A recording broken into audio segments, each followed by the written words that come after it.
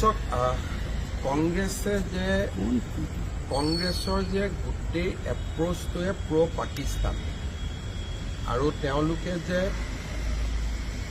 ভাৰততকৈ পাকিস্তানৰ লগত তেওঁলোকৰ সম্পৰ্ক বেছি, এই নিযুক্তিটোৱে তাকে আকৌ এবাৰ প্ৰমাণ কৰিলে।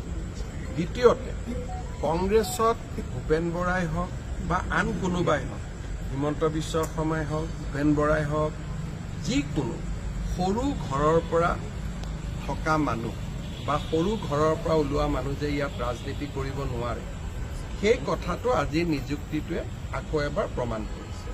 মই আজিৰ পৰা কেইমাহমান আগতে দিলীপ শইকীয়া, মই, ভূপেন বৰা আমি একেলগে গুৱাহাটীৰ পৰা এখন ফ্লাইটত ঘূৰি গৈছিলোঁ। দিলীপ শইকীয়া সাক্ষী আছিল। তেতিয়াই মই ভূপেন বৰাক কৈছিলোঁ যে তোমাক এপ্ৰিল মে' মাহত ভাঙি দিব। আৰু আজি অলপ আগতে দিলীপ শইকীয়াই মোক ফোন কৰিছে যে দাদা আপুনি কেনেকৈ গম পাইছিলে।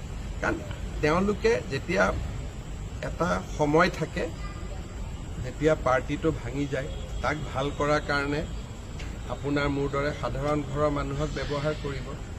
যেতিয়া ইলেকশ্যন আহে, টিকেট দিয়াৰ সময় হয় বা অলপমান এটা কেণ্ডিডেটবিলাক ঘৰত অহা যোৱা কৰে, সেই সময়ত তেওঁলোকে এই নীলা তেজৰ মানুহক লগত লয়।